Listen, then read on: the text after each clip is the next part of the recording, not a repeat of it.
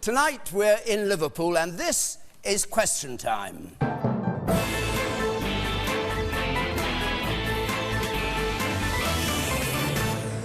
A big welcome to our audience here, to all of you watching or listening, and of course to tonight's panel, the Conservative Justice Minister, Dominic Raab, Labour's Shadow Chancellor of the Exchequer, John McDonnell, the UKIP MEP and health spokesman, Louise Bours, the Guardian columnist, Zoe Williams, and the former England and Premier League footballer, Jermaine Jenas.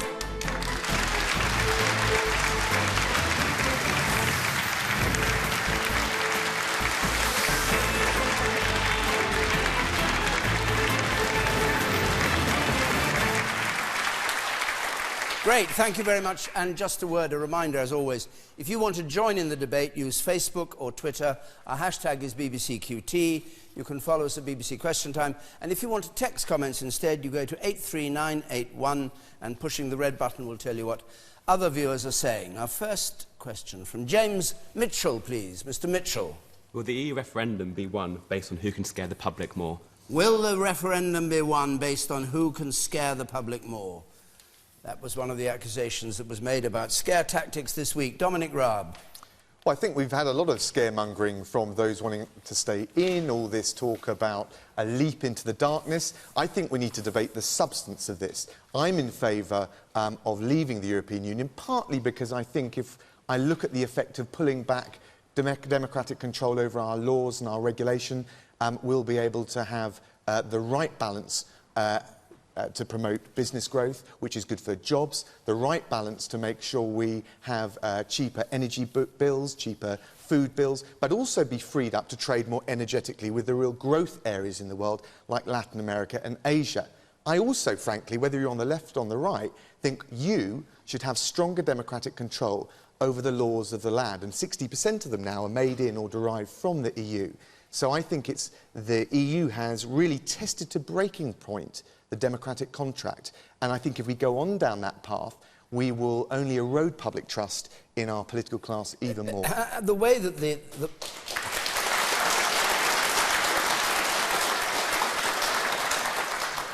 other government ministers who, like you, want out, have called the government's own claims dodgy, baloney, miserable, negative, fear-based. Do you agree with that? Well, I choose my own words to describe it. I think there is a lot of Project Fear coming out, almost like a scare story every day. And I don't think anyone credibly believes it. We heard this week the suggestion that we'd be locked out of trade. Actually, if you look at what Britain's former ambassador to the EU, Lord Kerr, has said, there's no doubt we'd keep having a strong trading relationship with the EU if we were out. The CBI have said we'd have a high-level, ambitious free trade deal. And even the Prime Minister has said it would be scaremongering to suggest otherwise. So let's talk about the facts and the substance and enlighten the debate, not try and cast a shadow over it. And was Ian Duncan Smith, who's one of your Brexit ministers, was he scaremongering when he said UK would be more vulnerable to a Paris-style terror attack if we stayed in the EU? Is that true? I think there's a real issue around border controls. And if you look at what Rob Wainwright, who's the head of Europol, has said, he says we've got 5,000 terrorist suspects or people who have been to terrorist camps who have been out there and come back, and they're flowing freely, or at least potentially, because we haven't got control of our borders. So I think the border control issue does have an implication for security, yes. OK. John McDonnell. Well, I just think both sides now should just calm down a bit. I think most of us just want a sensible, rational debate and discussion.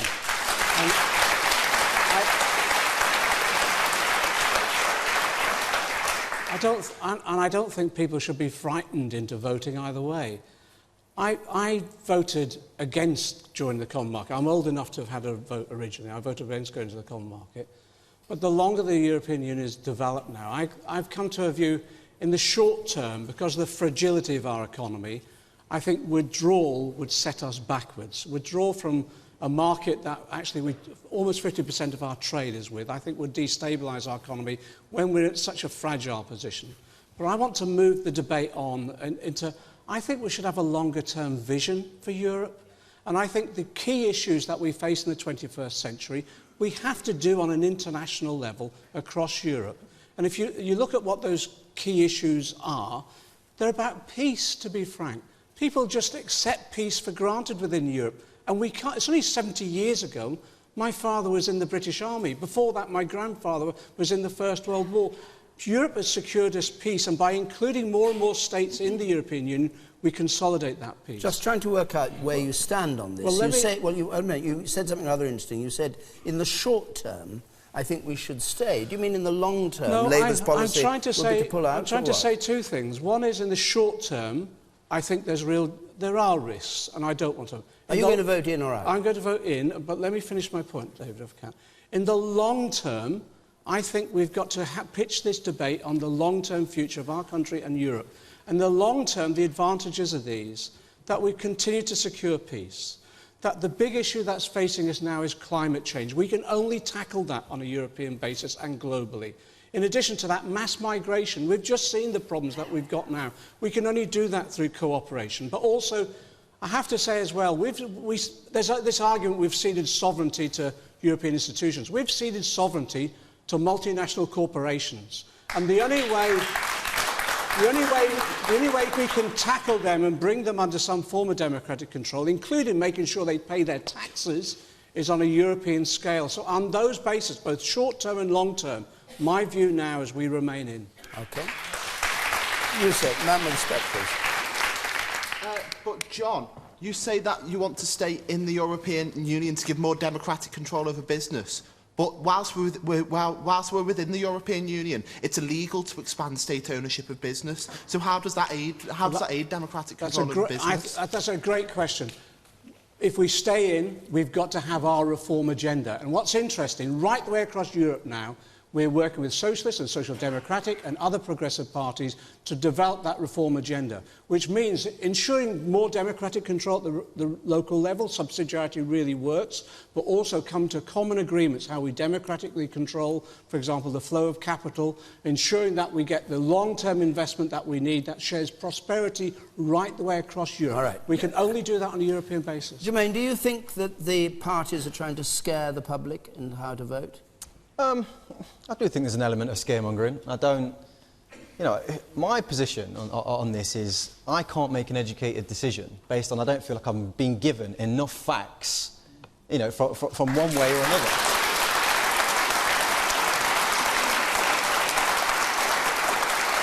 And it's just... It's hard enough as it is. And, you know, then you've got the Boris situation with Cameron and the squabbling, and it's like you're getting pulled from pillar to post. Now, the scaremongering tactics, if I can use a footballing phrase, look, this has been used by footballers and agents for years. You know, you get a top player at a club, let's just use Wayne Rooney, for example, and he wants a new deal at that club, and the agent will then go to Real Madrid or go to Liverpool, and he'll go, right, get interested in our player. And he will almost force Manchester United's hand to make sure he gets the deal that he wants. And it's no different, really, what they're doing. In politics, who plays which part in this? who's your Wayne Rooney? Oh, I'm not going to go down that road. Okay. Jermaine's made a good point, though. We've been dragged into this issue over an issue of the Conservative leadership. And I don't think that's the main issue. And that's what's happening. We're seeing a fight between Boris and Osborne, which I think is detracting from a proper debate that we should be having, a rational debate. In fairness, there is only... In fairness, whether your view is that you want state ownership or, like me, you want to see a more free enterprise model, the truth is it's only this government that has given you all, whether you're in this room or watching at home, a say, a voice, the choice. And I think it's a once-in-a-generation lifetime. I think John and I and all of the panellists want to shed some light on it, not to shed the shade of darkness and all the rest of it. But actually, in the last analysis, you're the ones that have the say. And in fairness, I disagree with the Prime Minister on this, but I would pay huge credit to him to giving the British people a say after 40 years. OK. Yes, sir. With all the scaremongering that's going on in the media about this, I don't see how us as the general public can make an informed decision. Like, you've seen Hollande's comments today about leaving the EU and saying the economic impact that will have. But reading all the articles we see in the newspapers, there doesn't seem to be any fact. It's just all sides saying different things, and you just don't know who to believe. And when you say you don't know who to believe, do you think that the arguments are not meeting each other? Everybody just says what they think will win you over. And in fact, what you're saying is it's not winning you over at all because you don't believe any of them. Yeah, I just don't believe what they're saying because I just think they've got their own agendas and I just don't know how to vote in the referendum. Zoe Williams. Well, look, I mean, not only are both sides using scare tactics, I think both sides are relying over heavily on economic arguments which they can't even justify. So they're basically making arguments like, do this because otherwise it will cost you more. No, do this because otherwise it will cost you more that way. And it's not only incredible, you know, you don't really believe it, but it's really insulting. Most of us don't make choices based on how much a tin of bean costs. How much a tin of beans costs. You know, it's just very insulting, it's very uninspiring. At the moment, there is, I think Brexit are making a slightly better hope case, while kind of ins are making a kind of fear case. I would like to see the inside making a much better case for a kind of hopeful Europe. And I think, even though you're right, that it's you know, it's there for peace, it's there to combat climate change, it's there to deal with mass migration in a cooperative way. You've got to make a case for something good happening as a result of Europe. You know, I would say it's good to be part of Europe because you can kind of build a renewables program that you share across the continent. It's good to be part of Europe because it's kind of the most dense knowledge-based economy with the best universities in the world, and we share that infrastructure and it's ours to use. I would say there are kind of really good hope cases to be made, but obviously only if you're in and you're lobbying for those cases. But whenever I write that, somebody always says, so hang on a sec, you want us to believe in a Europe that doesn't exist, that is completely the opposite to the way it is now, in order that we vote for it, in order that we change it, even though we never do. And I'm like, well, yeah, basically. Louise, Bours.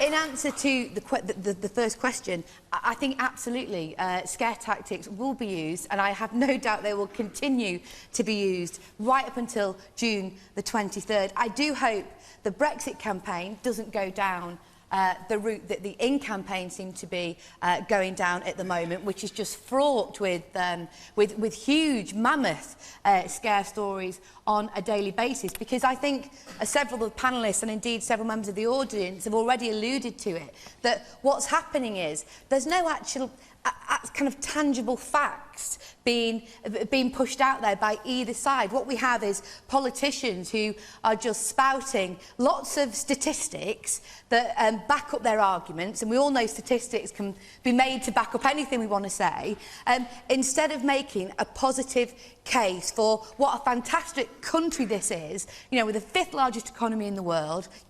You know, if you think in terms of our soft power across the globe, in terms of football, sport, music, arts, culture, we have tremendous influence across the world. We contribute massively to that soft power economy. And I think those kind of things are not talked about enough.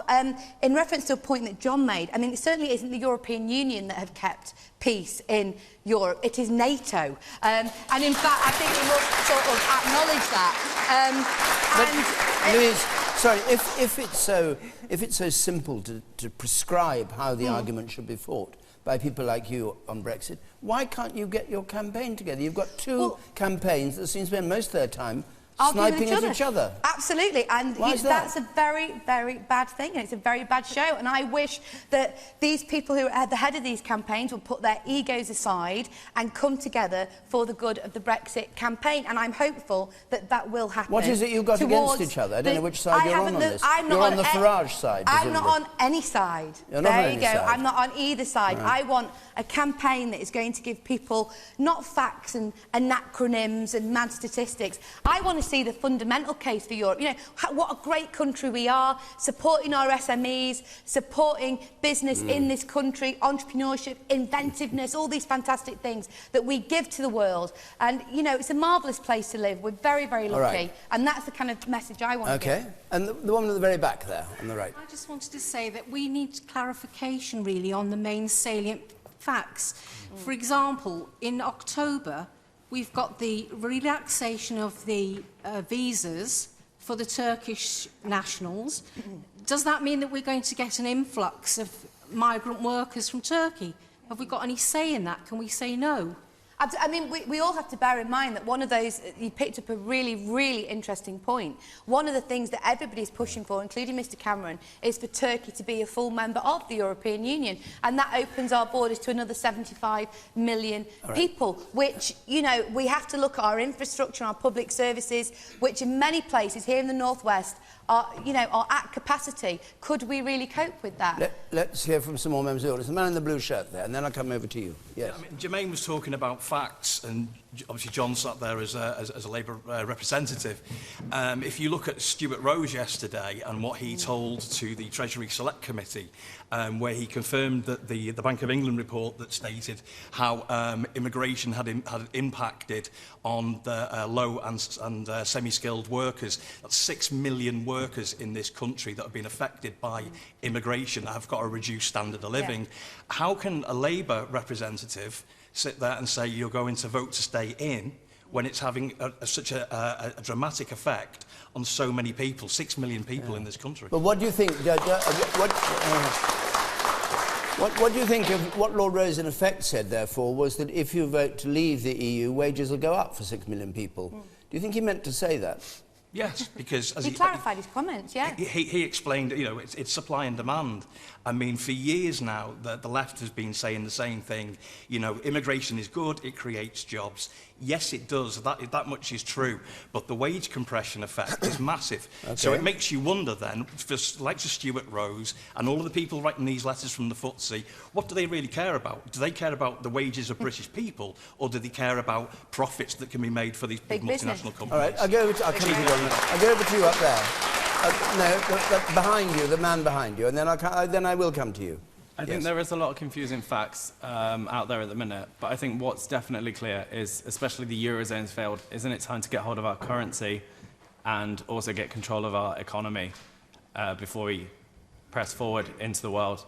Just get Britain sorted first. You're a Brexiter. I am. And the woman in front of you? I'm a Brexiter as well, and if you look at what's happened with the refugee crisis over the last 6 months, how am I supposed to believe in a Europe when all the countries are squabbling about what to do with the refugee crisis? They can't decide what's best for Europe, so how are they going to decide what's best for us, and how am I supposed to think it's good to stay in? We've got a question about that, which I'll take in just a moment. Let's just hear from you, sir, over there, and you in the front. I'll take you at the front in the second row first, and then you behind. I am very much divided over this issue, but I'm very confused about Labour's position. I was watching Prime Minister's questions yesterday, and as far as I'm concerned, it looks like Jeremy Corbyn and the whole of the front bench just want this issue to go away because it's not on their agenda. John McDonnell, what do you say to that? And let me just add to that what the leader of the Green Party said today, that she was concerned by the relative silence from the Labour leadership on the referendum. Okay, why is this? Well, it's not silence, and to be frank, the focus of the debate seems to have been the divisions within the Conservative Party so far. And I think now's the time, you're right, now's the time for Labour itself. And Alan Johnson's been doing various meetings around the country expressing our policy. But I think you're right, now's the time for us to actually come out a bit more in terms of explaining our views. And the view is that we want to transform Europe. We don't want the EU as it now is. We have our own reform agenda. And it is about protecting wages. It's making sure we enforce trade union rights. And the benefits that we've had so far is actually our campaigns in Europe have actually developed issues around paternity leave, maternity leave, some protection for workers themselves, which this government is trying to undermine. So we've used Europe as the vehicle to protect that. But why haven't you been campaigning on this? I mean, 3 weeks have gone past already. Well, we are. Did you decide not to let the Tories fight each other, or what? Enjoyable though that has been at times, but no, not at all. Are you saying Jeremy Corbyn and you are both going to come out fighting? Well, we've been out there, but I think we've been crowded out of the media because of what's happened in the Tory party. But we will be out there on the stump arguing for our case. But our case is not, look, we've got Europhiles and Europhobes. You know, those who accept everything that's about Europe that is good, those who detest Europe. Our position is a rational one, which is We believe it's in the best interest to remain within the EU, but there are real issues that have to be addressed. And we've got to, let me just finish, we've got to develop a reform agenda, and that is about protecting wages. It is about developing trade union rights. It is about long-term investment. It is about having, and exactly as Zoe said, a real vision for the future, one of hope. It doesn't exist. Well, all right. let me just say that agenda is being developed right the way across Europe with other socialist and social democratic parties. We've got the point twice now. Dominic Raab, do you want to comment on what John McDonnell said? Well, I think the truth is, in fairness, there are different views within the Labour Party, and that's perfectly respectable. We're not clones in the Tory Party, we're not clones in the Labour Party. And Frank Field, who's one of the most respected, I think, Labour figures, has talked very much about the social impact of immigration, and that's been the key reason, the lack of border controls, why he's come out for Brexit.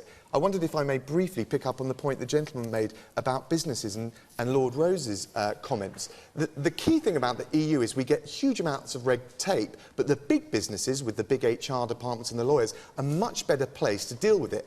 The Commission's own advisory group say that their red tape hits small businesses 10 times harder than big businesses. Well, up here in the northwest, 99% of the firms are small businesses, and 2/3 of the employment is through small businesses. So do you want to stick up for the big corporations in hock with the EU, or do you want to stand up for the little guy, which is the worker and the small businesses? Are we throwing light on this issue?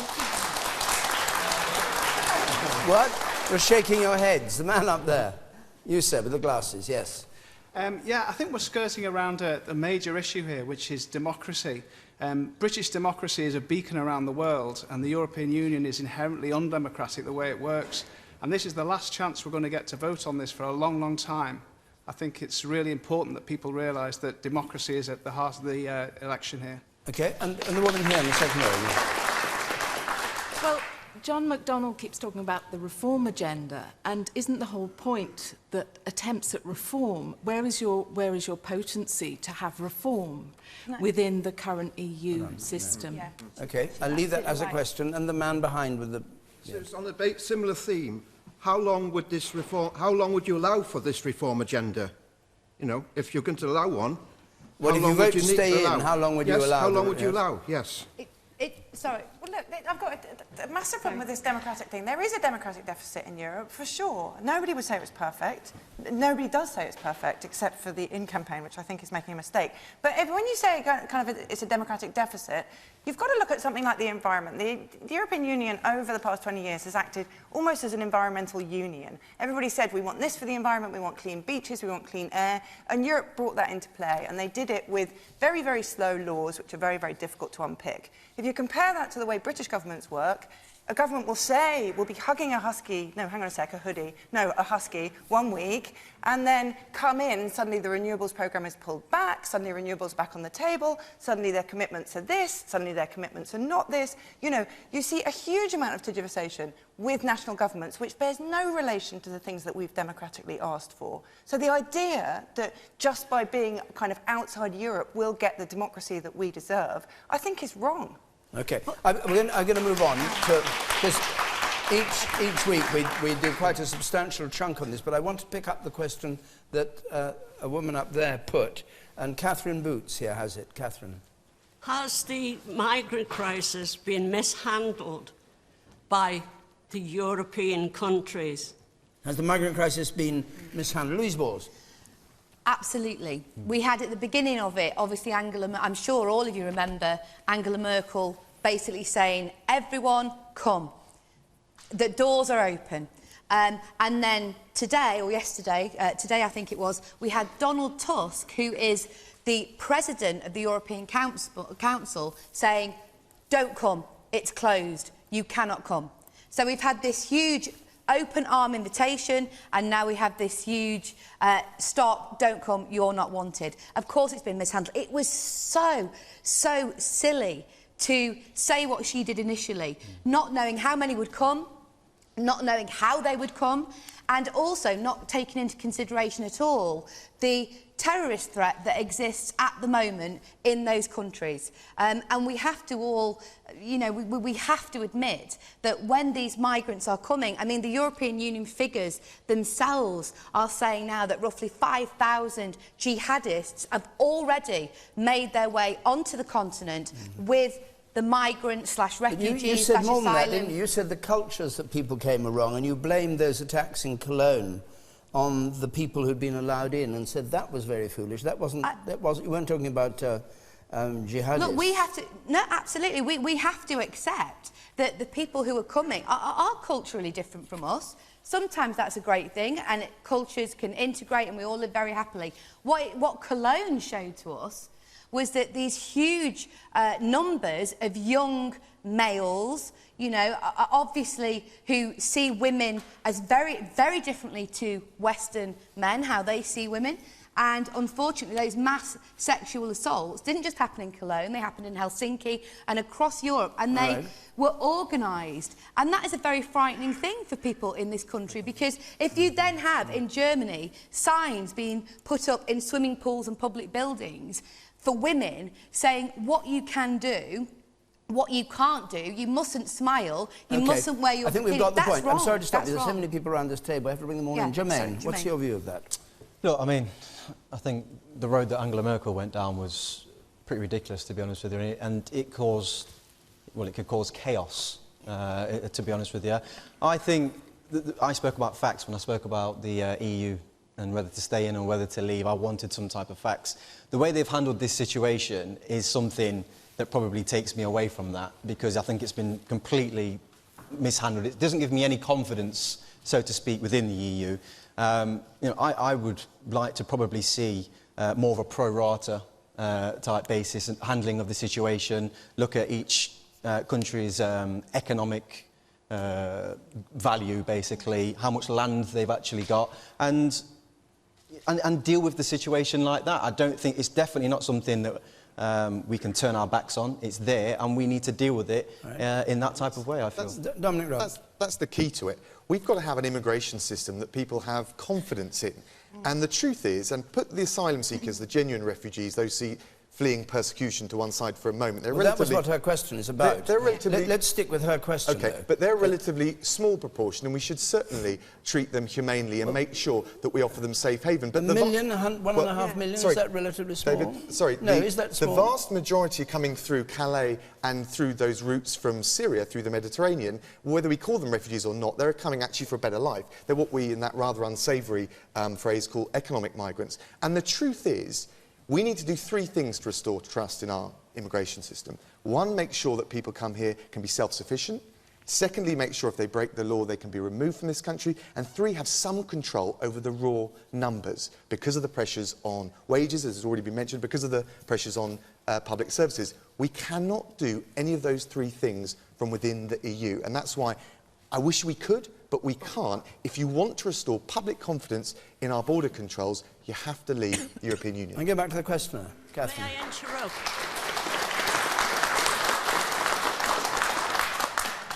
All the heads of government have put millions of pounds for the migrants, yes, to help them. Where's the help? There's thousands of them at the border, young children. There should be people sent out there with the millions you're sending out there for nurses, builders. Then tents are no use. You're putting children in tents in the middle of winter. The time we've been in this situation since last year, nothing's been done. You've got a few tents and a few toilets, 42 toilets in one camp for 8,000 people. How is that good for the migrants? Put some money where it's seen. I can't see any money going out there. Zoe Williams.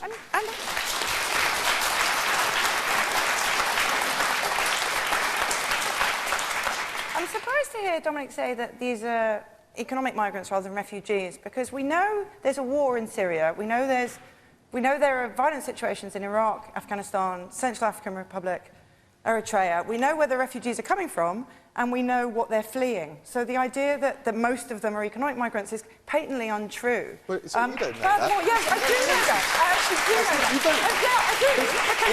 It would be impossible for you to know that. But look, some of them are fleeing persecution. Can I just tell you that nobody puts their children on a black dinghy across that strait if it's not safer on the boat than it is on the land?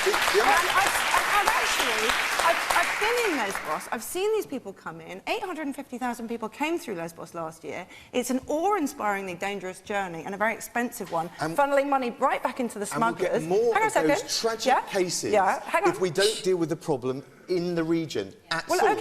And we're putting more money than any other European country to try and do that. But if you just open your borders, which is John's position, you'll find that the problem gets worse, not better. And remember, they are leaving a safe country. Why do they put them in the boat? I know. Why do they put them in the boat?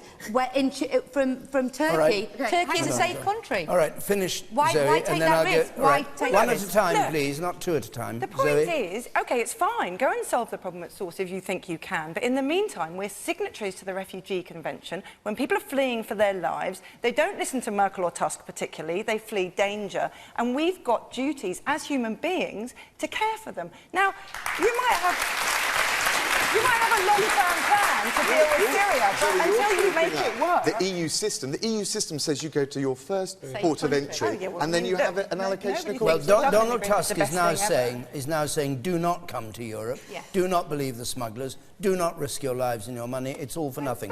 John McDonnell. Okay. Can you remember only a year ago that body of the baby picked up off the beach? Can you remember that?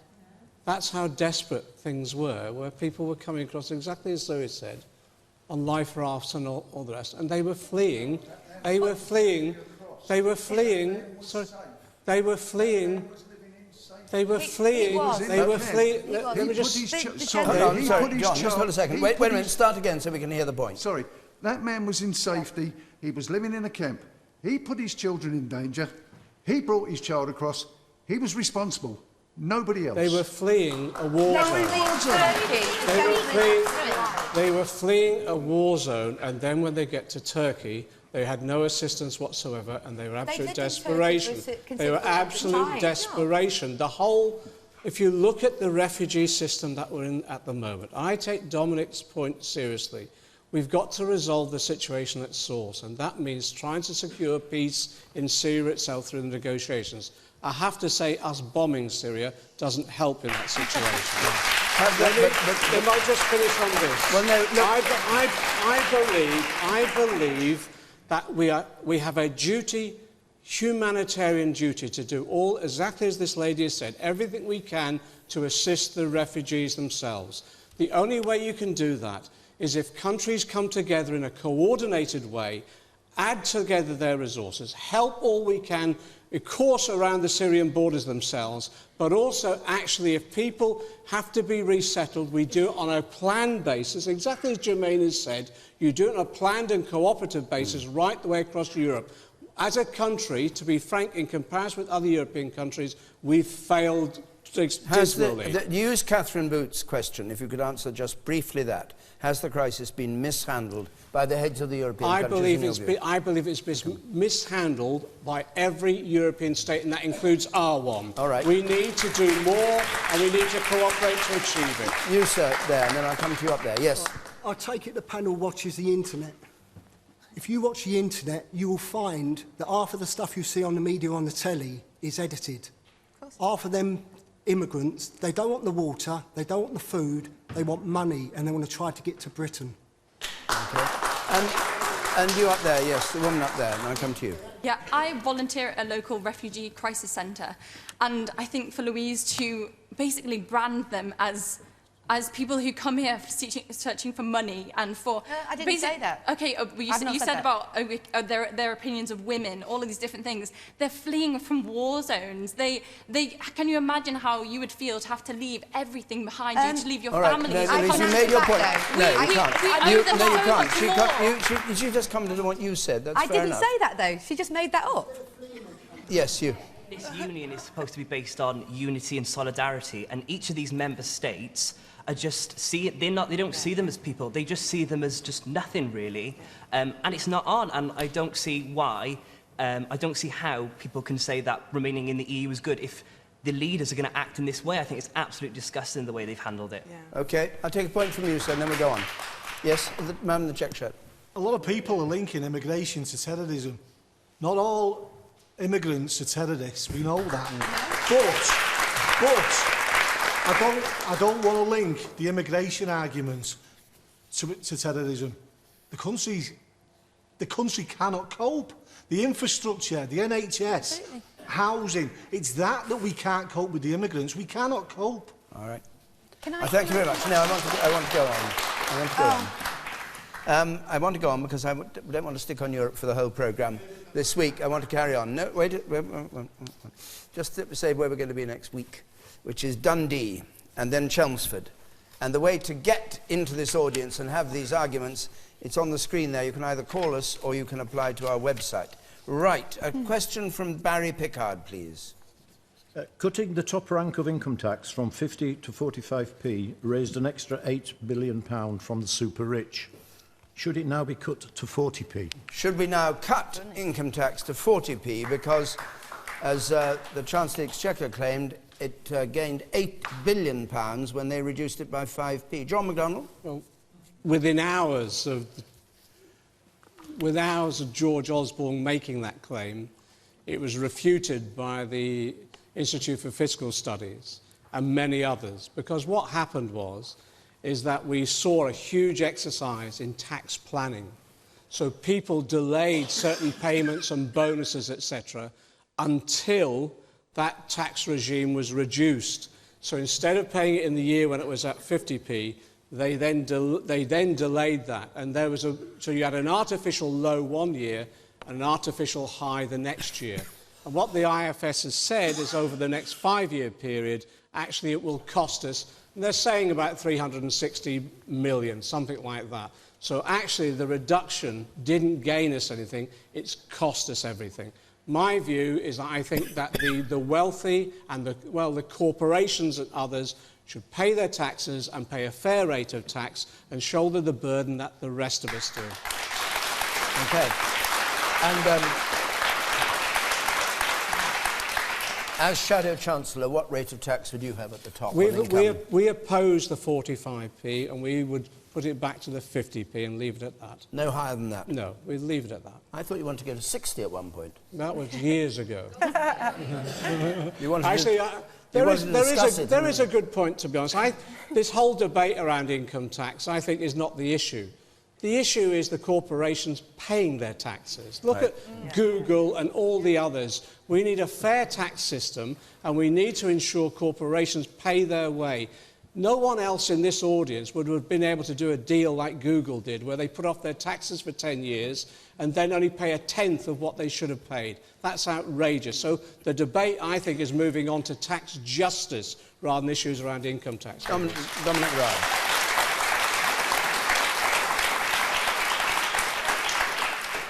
So first of all, on the tax deficit, the difference between the tax owed and the tax collected, it is at its lowest level on record. So we have done a huge amount to deal with that particular problem. On tax cutting, when you cut taxes, you spur innovation, jobs growth, and that brings in more revenue. So I think, in principle, it's a good thing. But I think, for me, the focus would be on lower middle incomes. And if you look at what we've done since 2010, those earning £10,000 to £15,000, so lowish incomes, are paying 60% less tax than in 2010. And if you're a millionaire, you're paying 12.4% more tax. So I think those tax cuts are a good example of something that's good for the economy and good for our society. And when I look at Labour, the first real tax policy that they've come out with is raising the basic rate of tax. Now, you're talking about people on £11,000. For the Labour Party, raising taxes is the closest thing they've got to religion. And it's not just bad for enterprise and jobs, it's also bad for our society. Am I wrong about the basic rate? Be serious. Am I wrong about the basic... We've not said about increasing the basic rate. What I've said consistently is we're not focusing at all on income tax. You're misleading this audience. No, Jeremy Corbyn has said crystal clear he wants to raise the basic rate of tax. Now, that may be legitimate, but be honest about it. Look, be straight about this. We've said consistently on the 45p rate it was a mistake to reduce it from 50p. But we've also said we're not interested in increasing the basic rate of tax. What we're interested in is collecting the taxes from the corporations and making sure there's a fair taxation system. That's the quickest U-turn in opposition I've ever seen. All right. Making it up as you go along. Jermaine.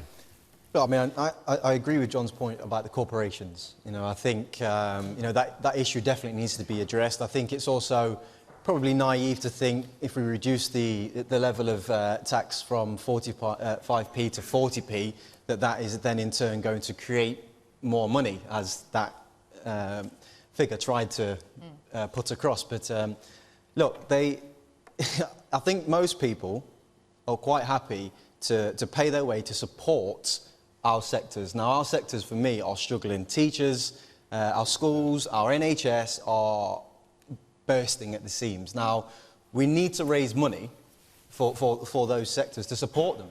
Now, if that means that the rate of tax has to be pushed up to 50p, then it does.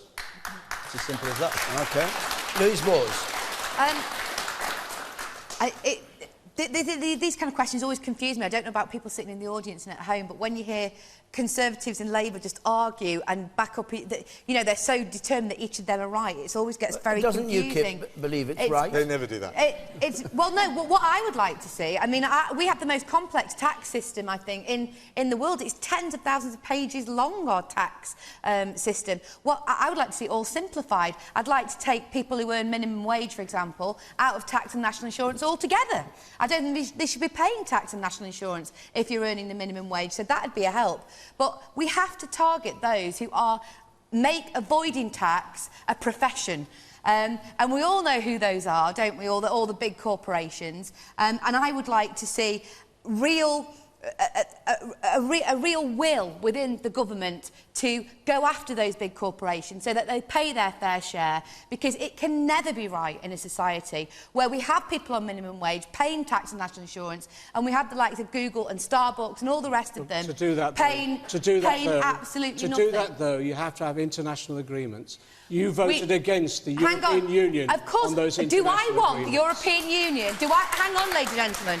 Do you want the European Union? Do you want the European Union having a hold over your taxes? No, they won't. Yes, they will. Country by country reporting. John, I sit there and I listen to it every week. Consistently. No, I sit there and listen to it every week. What they want is tax harmonisation across the European Union. These are the things that John and the Labour Party want us to stay part of. Can you just answer the question that John's put to you? You voted against country-by-country reporting so we could identify how much tax should be paid in each country. You voted against that consistently. We voted, and we always vote, and will continue to vote, against anything that hands any further powers to the Commission and to the European Union. No, it didn't. Because when you actually read the thing, you all read in the Labour MEPs in such a vague way. All right, this is going nowhere fast. You in the front here, and then I'll come to you, Zoe. No, the man here in the front. OK, let's move right to the Chancellor. Cutting Duncan Smith saved the country a fortune, and you could have a promotion on the way, Dominic. That's very generous of Zoe Williams. I will respectfully decline. Zoe Williams, then I'll come to you. This chap really hates Ian Duncan Smith, so I'm with you. Look, just to return to the question, what I find really worrying about George Osborne and his £8 billion figure is that I don't think he did make a mistake. I think he knew that wasn't true. And we do seem to be living through a kind of post-truth politics where there's no kind of onus upon them to say what is actually true anymore. And I would really like to see him held to account more on that. You can't say, we saved £8 billion when you know full well it was just deferred tax from one year to the next. And you really should be held up on it.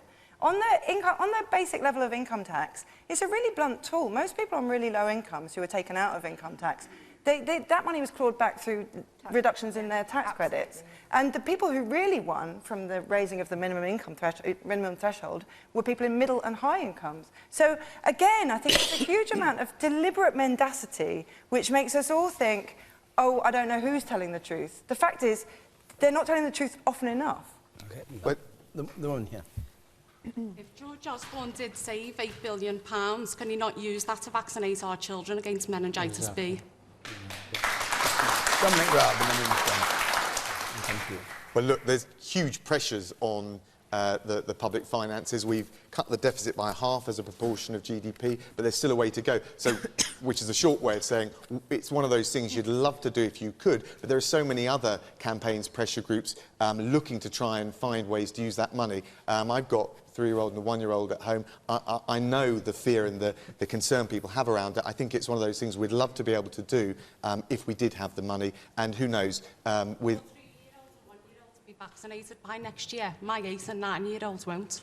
Yeah. Well, look, all I'm saying is that as a parent, I can totally understand the concern around this. You know, you cannot fund these things in the NHS unless you've got a growing, vibrant economy. Do you anticipate further cuts in the budget in 3 weeks' time? I can't preempt the Chancellor what he's going to do. I think we've got to make sure that we've got stable public finances. We continue on the stable path we're going, and when we've got the room to do it, we invest in the vital things, whether it's the meningitis or other parts of the NHS, and we make sure people have more pounds and pence in their pocket, particularly low and middle income workers. I'll take a couple more points and then we'll go on to another question. You, sir, there, yes. The reality is we're all going to have to pay more tax. Why aren't the politicians more honest about it? We seem to be in this race for the bottom. Everybody wants to cut tax. We're living longer. There's more care needed.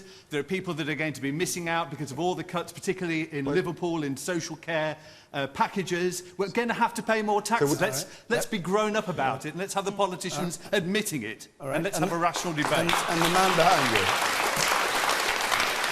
Yes, sir. Am I wrong in believing that Labour, for 12.5 years of a 13-year government, had the higher tax rate at 40%? Is that not true? And now you're trying to be... Why did you only have 40%? Now you're trying to be the poor man's best friend. Yeah. I was on the backbenches then, and I used to put alternative budgets up every year. Let me finish. I used to put up alternative budgets every year, and in that was included a 50p rate. There you are, and the argument then was that struck the right balance. And the point that this gentleman made about we're all going to have to pay more taxes, the issue for most people is people don't jib against paying taxes if they think the system is fair. None of us now think the system is fair because we're seeing the wealthiest and the corporations laugh all the way to the bank by manipulating the tax system. I'll just take a couple more, quick questions before we come to the end of the programme. We've got another 10 minutes or so, and I think both these ones are worth taking. Alan King, first of all, please. Alan King. When do we start to see Donald Trump as a serious politician? When do we stop seeing Trump as a joke and see him as a serious politician? What do you think? What? I don't know when we start seeing him as a serious human being. Look, we see him as a serious threat right now. And if by serious politician you mean serious threat to the entire world, then I say start thinking that now. The problem is there's nothing we can do about it. So, you know, it's that kind of impotent anxiety that isn't going to get us anywhere. It really irritates me because everybody says, you know, this is kind of populist politics, left-wing populism and right-wing populism are both the same. They're not the same. Left-wing populism looks like Bernie Sanders and wants a democratic socialist life where people have more and are happier. And right-wing populism looks like a guy who won't distance himself from the Ku Klux Klan. So, you know... Do you agree with that, Dominic? I think that stuff around the Ku Klux Klan and refusing to disavow them it put him beyond the pale. I think that raised a serious question mark around his integrity. I think I'm also worried about what he might do. He's talking about building a wall, making the Mexicans pay for it, bringing back torture. But the thing is, whether you're a right-wing or a left-wing populist, you prey on the very seductive vulnerabilities of people. You come up with these populist utopian ideas, but you always, in the end, end up breaking your promises. And I think, in the end, the American people will be too smart to vote for that. I certainly hope so. You're in the fourth row there, yes. I think we need to look at the kind of anger that Donald Trump is harnessing, but I do agree with Zoe that we should actually consider him more of a threat. And we should be thinking about whether, if he is elected President of the United States, whether that is a man that in any way, shape or form we want to do any business with. And the woman here in the second row. Isn't part of the problem that we like democracy until the person who democracy elects isn't somebody that we would choose? And wouldn't somebody like President Assad or Mugabe argue that's why you don't have democracy, because you end up with a Trump? Louise Bours, do you agree with her? I've agreed with a couple of things the ladies said this evening. Very insightful. Look, I mean, love him or loathe him, the people of the Republican Party They keep voting through. And that is democracy. Just because we don't like him or find his views unpalatable, etc., etc., that really, as far as we're concerned, in Great Britain, has nothing to do with us. This election is the United States of America, and just as we don't want them interfering in our democratic process and elections over here, we really have no right to interfere in theirs. Now, whether he wins the nomination and goes forward to the presidential elections, we will have to wait and see.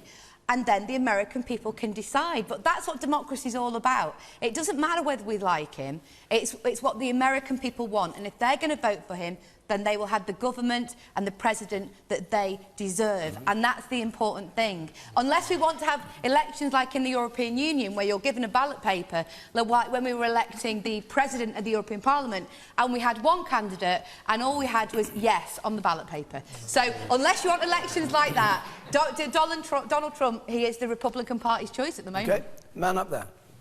Are we going to be prepared for the migrant crisis from America? I didn't quite hear that. What was that?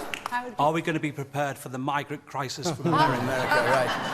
And the man in pink there, I want to go to, yes. Very good. It's OK, Zoe, saying that we shouldn't poke around in the politics of America and what Trump's doing, but it seems it's OK for us to poke around in the politics of the Middle East when the particular leader over there is going to do it. All right, Jermaine, I'll come to you, John.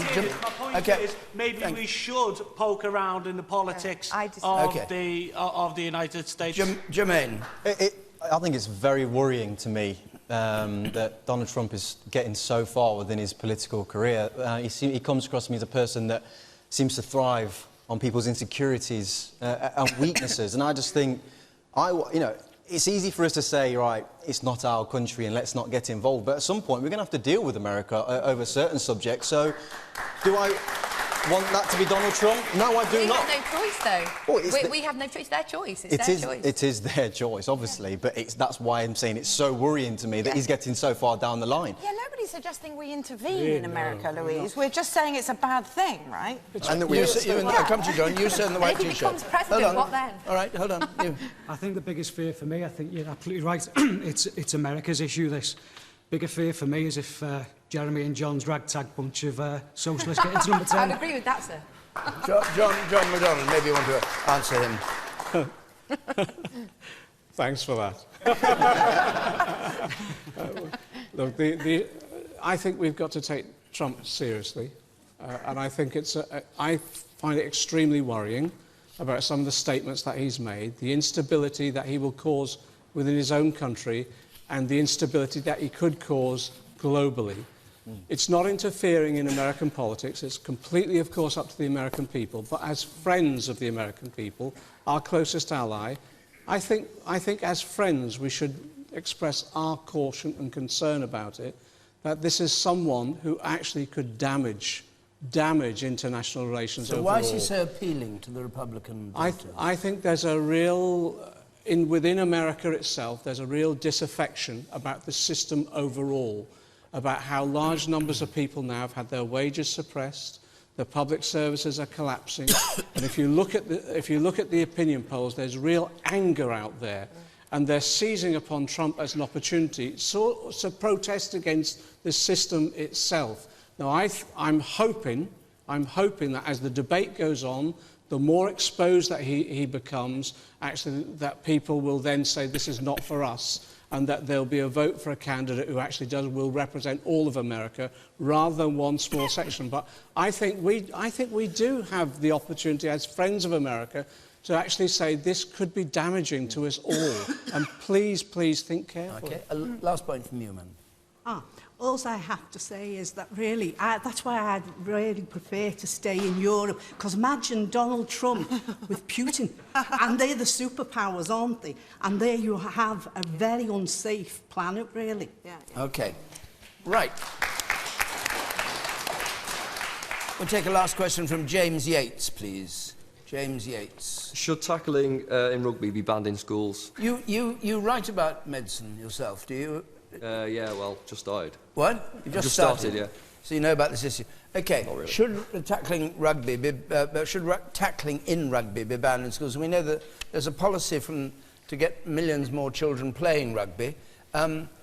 Jermaine, you would know about this. I mean, initially, when you hear that statement, you feel like saying, well, it would be almost like banning shooting from playing football. You know, if you're playing football, like, kids aren't allowed to shoot no more.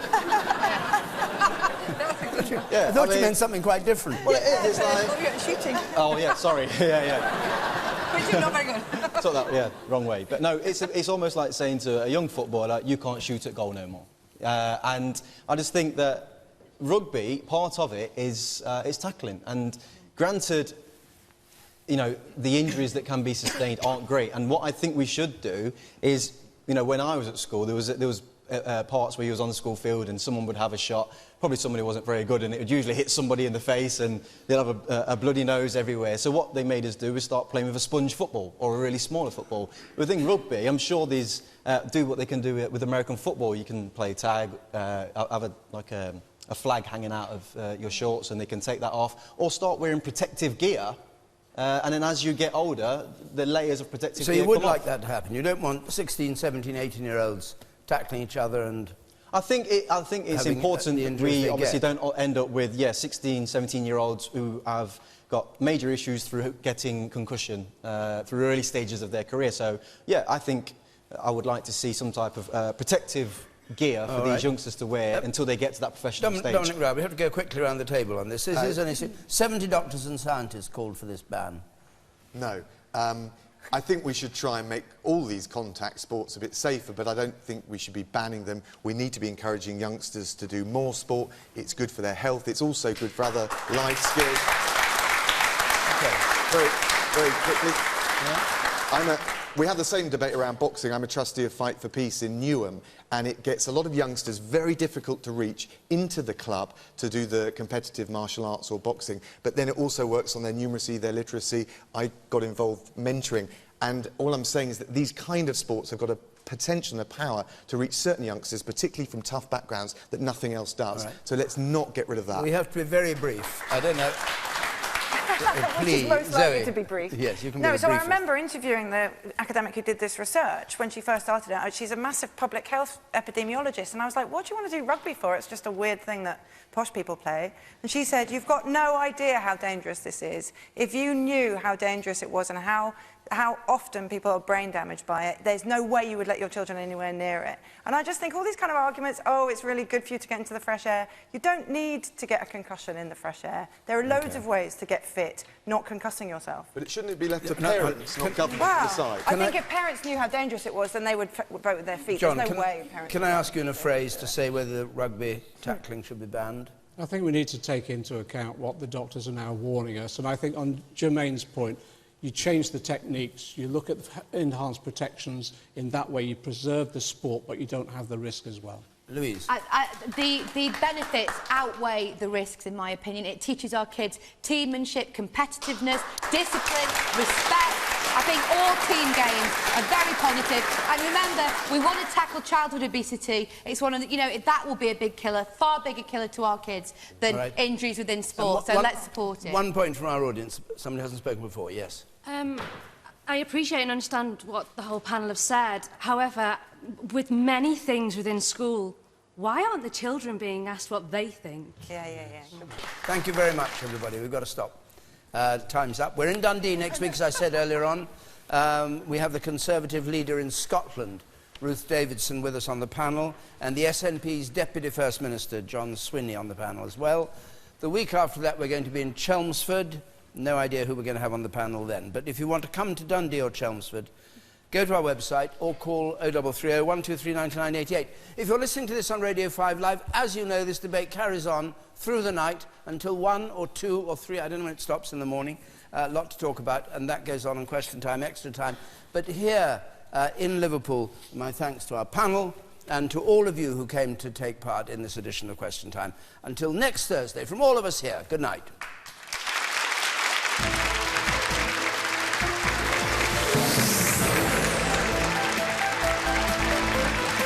Party Politics, this week's style, with Andrew Neil and guests talking migration.